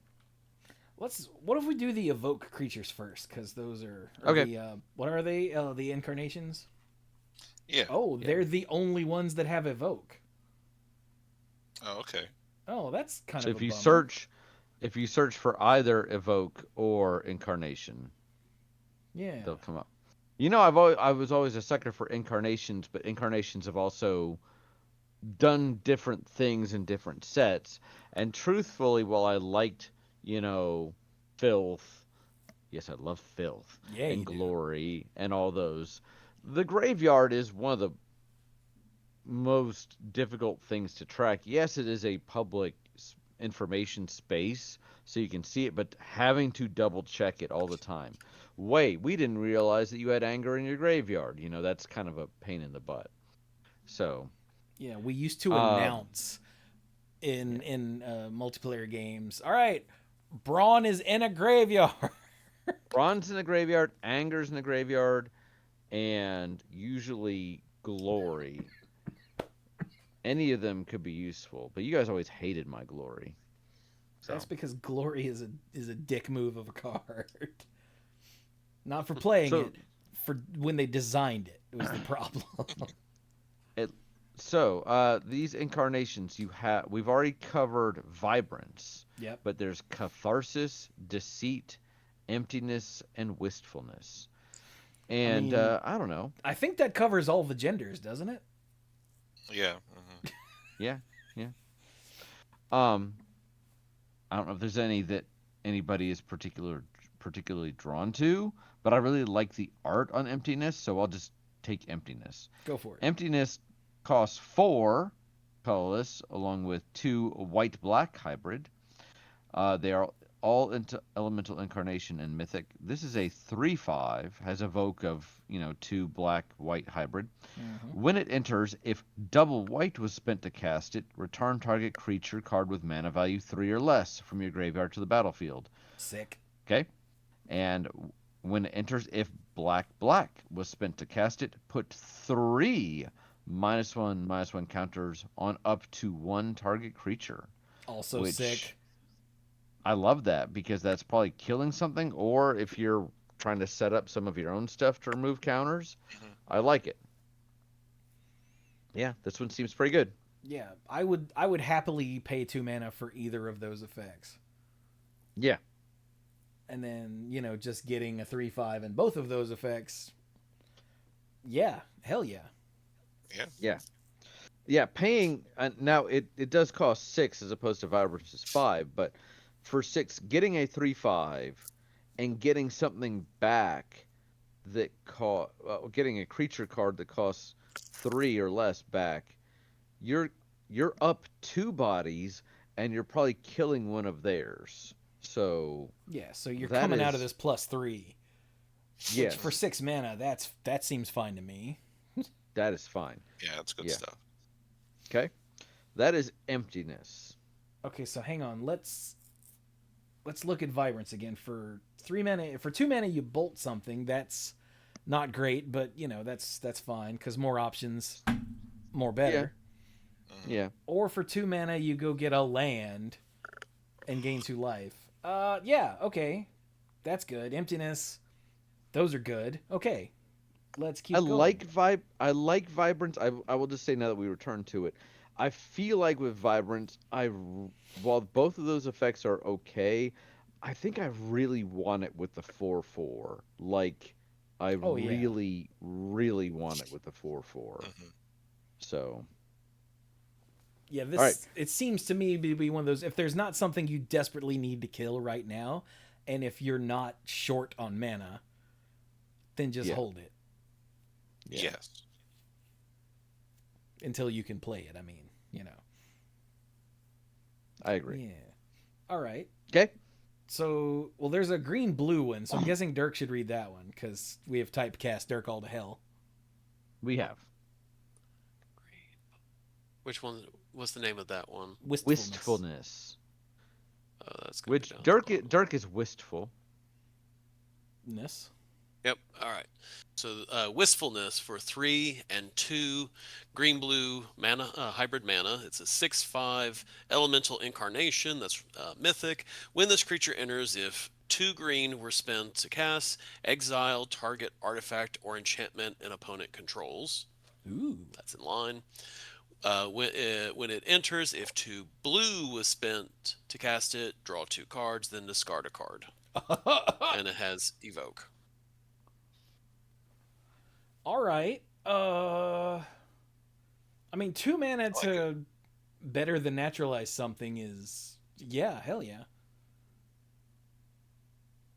And then Yeah, just with all the brawl that I play on Arena, which is pretty much the only format I play, I'd love pay 2, get rid of an artifact or enchantment. It's just the best. I bet. And then pay 2 to draw 2 and discard 1? I mean, doesn't that usually cost 2 in a blue? No. That usually costs 1 in a blue, right? If it was One an in a instant, blue, yeah. yeah. If it was an instant, maybe 2 in a, but sorcery speed, yeah, this is fair. Yeah, yeah. So, and then this one is a 6/5, so it's to get them both is just gross. Mhm. All right, yeah. Thus far, I have to say I haven't read the other 2 yet, but I like all of these. Mike, which you want, Catharsis or Deceit? Catharsis is first. I'll read that one. So, Catharsis costs 6, and it's red and white. So its base casting cost is 4, and 2 red-white hybrids. It has that evoke cost for 2 of the hybrid manas. So the double white effect is when it enters, if you spend a white, you create 2 1/1 green and white Kithkin creature tokens. Okay. Okay. Interesting that it makes a tokens with a color that this isn't, but it's probably because they made the 1/1 green and white Kithkin token for the set. So they've gotten to the point where they've standardized the tokens across individual sets. And then the double red effect is creatures you control get +1/+1 and gain haste until end of turn. Oh. So, but it's only a 3/4, and before you read the card, I was like, that kind of sucks for 6 mana. Okay, I get it now. It's actually a 4/5 at least for a turn. Yeah. Well, I mean, if you cast it with all of this, it's actually let's see, 3, 4, 5, 6, 7, 8, 9. Yeah, 9 power with haste. Yeah.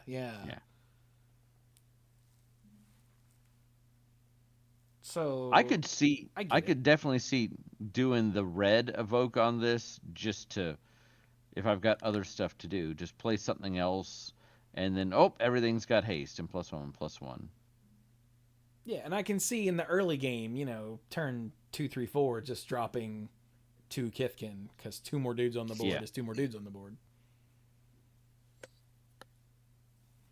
But this is one, I think, where it's really important to get it all happening at once. Yeah, because the benefit of getting both of those effects in addition to a body. Especially like on an empty board, someone goes Wrath, and next turn you go 3, 4, it's actually 8 power. Excuse me, I can't count. And you go, here's 8 powers worth of haste coming at your face. You're like, oh. Well, damn. Off of one card, which, yeah. All right. Wait a minute. There's...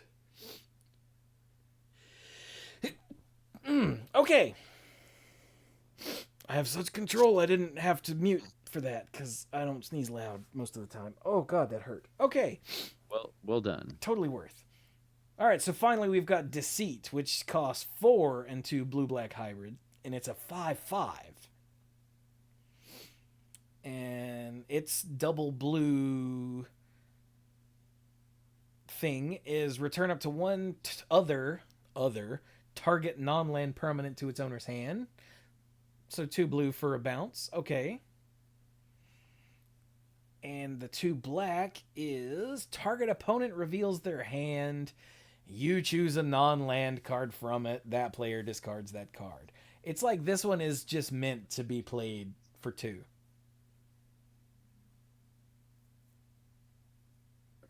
Yeah.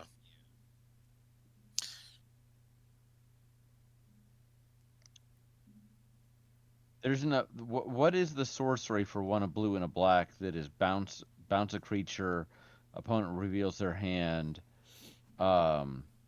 Is it lobotomy? No.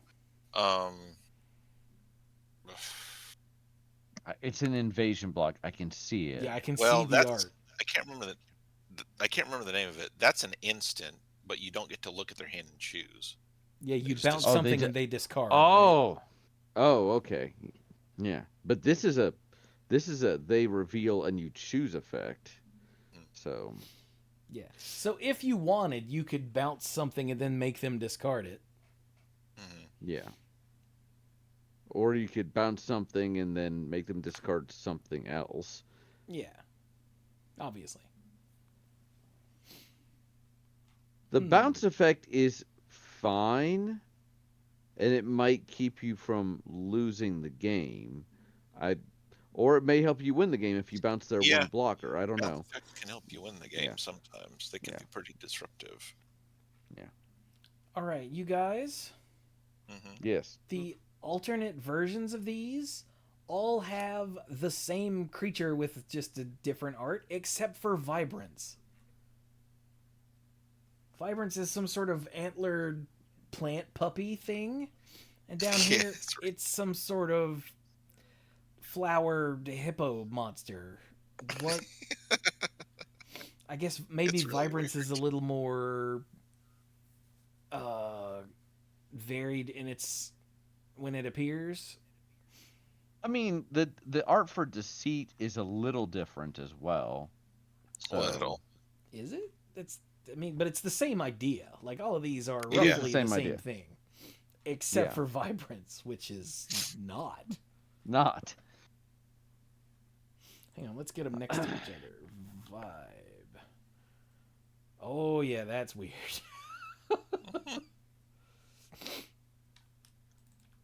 Gentlemen, I have greatly enjoyed this. I'm gonna have to go. Carrie is not feeling well, and she just texted me, and Sam is still doing homework. I'm gonna go relieve my wife. My final thought. I told these guys before the show I got COVID for the first time in 6 years. I don't recommend it. I am fine, but it has passed from me to my wife. So just be thinking about us. We're gonna come through just fine, I'm sure. But I Now, hope everyone out there is when safe and Brian healthy. Yes, says sir. when Brian says for the first time in 6 years, he means for the first time ever. Yes. It's just been Since 6 years since right. this COVID happened. Yes, that is correct. And there's always the possibility that I took a test sometime and it was a false negative, but especially when the courthouse reopened, we were being tested a lot. I got my brain scraped a lot. You remember the in the early tests where they were like, "Let me just see if we can touch your cerebral tissue with these long sticks." I'm like, "Yes, please." So, but I'm actually feeling a lot better. I'm back to work, but wearing the mask, doing what I got to do. Hope everybody else out there is staying safe, staying healthy. A lot of people I talk to have had the flu. There's a lot of gunk going around, so take care of yourselves. And I look forward to talking to these guys again real soon. But I'm gonna go relieve Carrie. You guys have a good night. All Night right. B. Ew. I I love how Brian has to over-explain everything. So let's just call it there.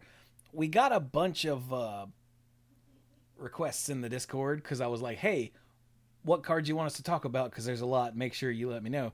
I think we only hit a few of them here, but we're gonna come back to Lorwyn next week because it's the big return to the set that was the setting that was the Yeah. thing when we started the show. Oh, so many years ago.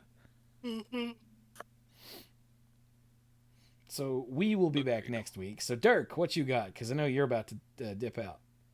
Yeah. Um, for my final thought, I'm not sure if this is a new thing, kind of like dabbing and 6-7 and all that other crazy stuff that's going on. But for whatever reason, I like the way there's like the 15 song, years between the two things Dirk just said. yeah, I know. But Turn the Lights Off by Kato, with, was it John Hamm? Keeps like references to it keep showing up in either my YouTube or whatever like media that I'm on. It keeps showing up, and I don't know if this is a thing, like another one of those just things that shows up that everyone parodies and turns into a meme. But like I say, it's Oh, the is that fact what I've this is seen it. from? Do what? Is that what this is from? Yeah, people are using this. It has become memeified of John Hamm in the club closing his eyes and Hmm. like letting the music wash over him. I've seen this in so many places lately. I thought it was from a commercial. Yeah, but it's like I said, it's been showing up in my stuff, and like for maybe the past couple or for the past couple weeks. And so it's just my final thought is I find it interesting it keeps showing up. And so that's what my final thought is all about. So nothing dramatic, anything is just it's been really weird. Like it's very catchy song-wise. And I understand the feeling, but at the same time, it's funny it shows up as often as it does.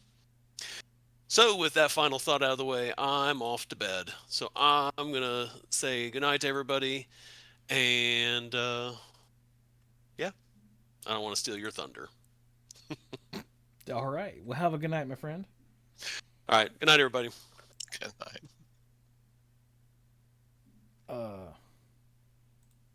Did Brian over explains everything, and Dirk just discovered what a meme is.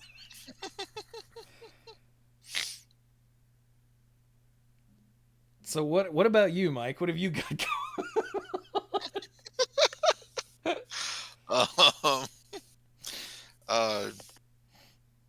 Finally, finished. The Rock has come back. Oh no, sorry. No, not that. That's something else. Finally, finished Christmas last weekend because my brother and his wife were visiting his wife's family in Colombia over Christmas and New Year's, and they finally got back to the States early last week. So we did kind of like a belated Christmas with him and his wife and my parents at my parents' house. So it's like it was a long, drawn out season this time, more than usual. No, I still haven't finished Christmas. So What'd you say? I said I still haven't finished Christmas. The parents' Christmas present didn't come until after Christmas. Uh-huh. And then I forgot it. Like I just left the Amazon box here when I went to visit them. Mm-hmm. And the old man was like, "Where's my Christmas?" And I went. So I didn't actually take that to them until the weekend that just finished. You know, the last weekend. Mm-hmm. If you're listening to this, that's the weekend before that. And I still haven't gotten my last Christmas present because Mom ordered me a shirt. Did I send you guys a picture of the two shirts that I got? I don't remember. They're white t-shirts, which I don't wear white t-shirts, but they're white t-shirts. One has Cuphead on it and one has Zagreus on it. Oh, I think you did, yes. But these, so Mom was gonna try to get me shirts made with these two on them, and the lady that she got to make them, something in her stuff broke, and so she got a friend of hers to do it, and we ended up with white shirts with like you can hear, like it's very weird, and they're very glittery. Mm-hmm. Luckily, it's not the kind of glitter that rubs off, thank God, but like I'm wearing these to sleep in, and that's it because I don't do white. Yeah. But they're they're very comfy. They're just like, that's weird. I assume the microphone picked that up, right? No, but that might be a me problem. Oh, wait, hang on. Let me get real close. No? Okay. Discord's not hearing it. I'll assume that OBS is picking it up for the podcast. But anyway, the lady whose machine broke, when she got them, she gave them to Mom, and she was like, "This is not my work. I'm gonna make you what you wanted when I get the parts to fix it." And Mom was like, "But these are nice," and she goes, "This is not representative of what I do." Yeah. It's like, I can do so much better than this. I think, yeah, that's what she was getting at. And Mom told me she brought it over a couple days ago. So at some point I'll get my last Christmas present from Mom. Luckily we don't care. Like it's the thought that counts, not giving it to me on Christmas. So we're not one of those people. I think we went out for my birthday like 2 weeks before Christmas? Something like 3 weeks after my birthday. Might have been longer than that. Oh, Right. no, it was right before Christmas. So, yeah, a month after my birthday. We went out for my birthday because it doesn't matter. Please tell me, dear listeners, dear pooligans out there, if you're one of those people who, like, anniversaries must be done on our anniversary, please explain why. Because I don't get it. Because I've known people like that in the past. And I'm like, but why would we go out on a Thursday and have to rush because, you know, we got to get up for work in the morning when we could just go out on a Friday and have more, like, enjoy it. It's not our anniversary. So? Sometimes it just serves as a good excuse to go out on a day that you wouldn't normally go out. I mean, I guess. That is not what this was. This was it has to be on the day of the anniversary.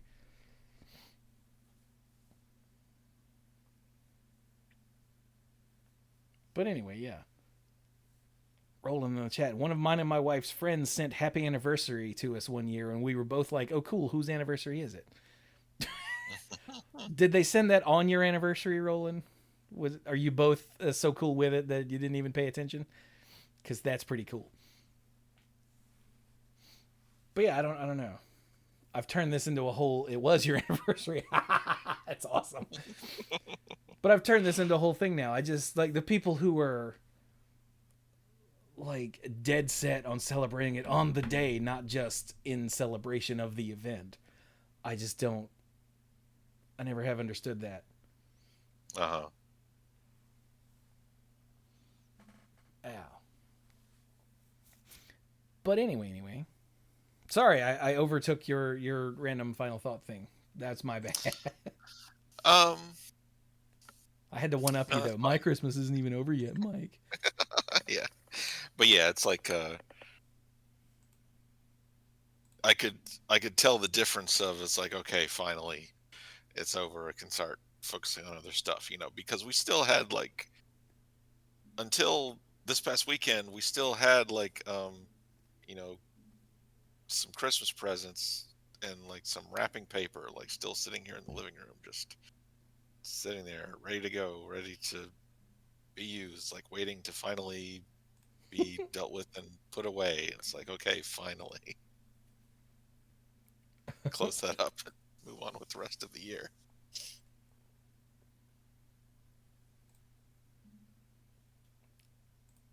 Oh, the rest of the year. But yeah. Yep, that's it. Nice. I got nothing. Yeah, no.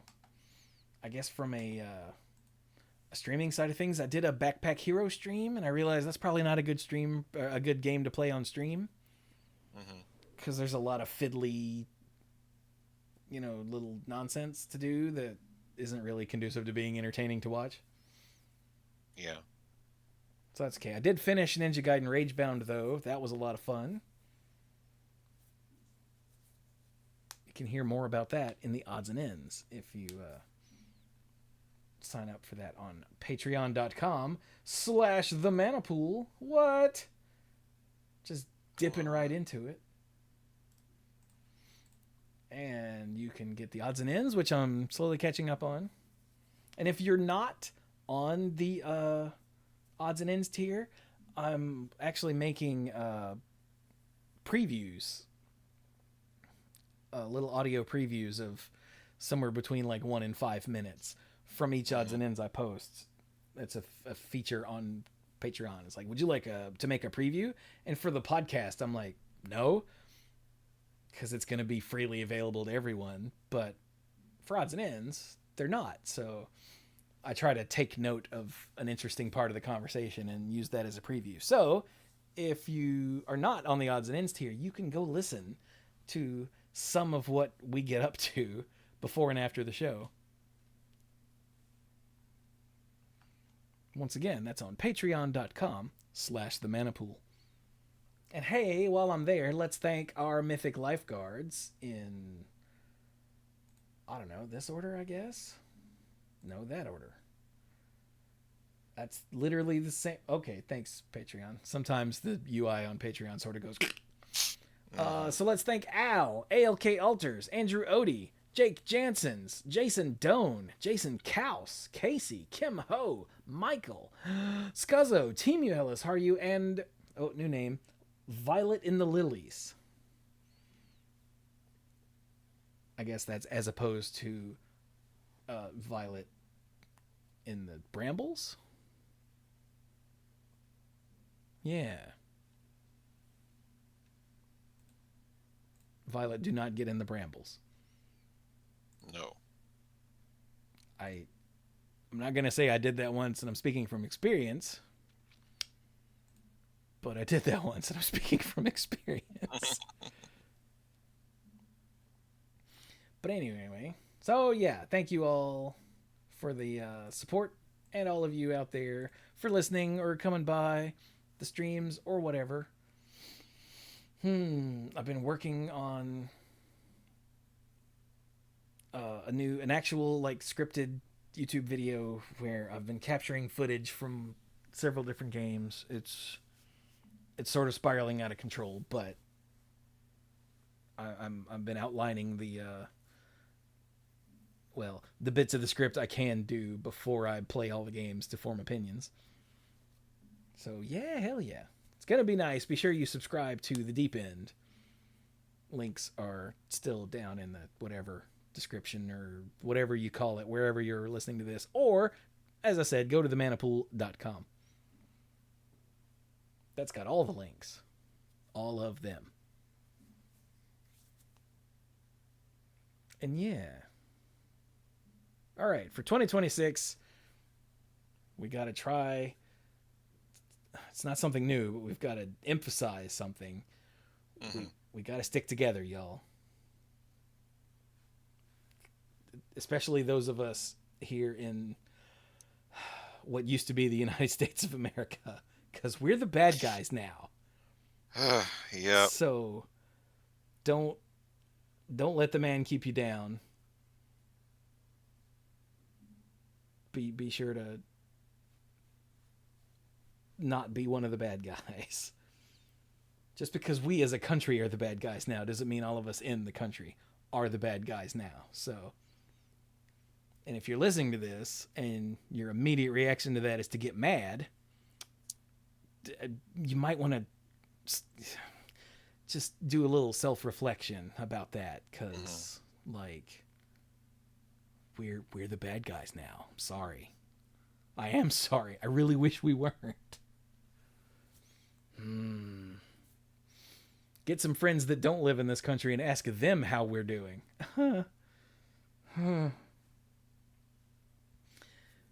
Or don't. It's probably better that way. So yeah. Stick together. Reach out if you need any sort of help getting through anything. The only way we're getting through this is as a unit. So, you know, punch Nazis. I hate it here. All right, then. But happy 2020. So, this has been, let's wrap this up, episode 743 of The Manapool. Assuming the dorks can, or at least 3 of us dorks can record next week, we'll be back with more Lorwyn Eclipsed because nostalgia.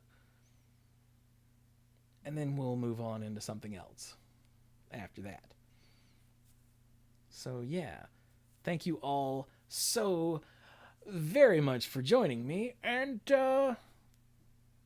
be sure to use creatures with a large difference between power and toughness.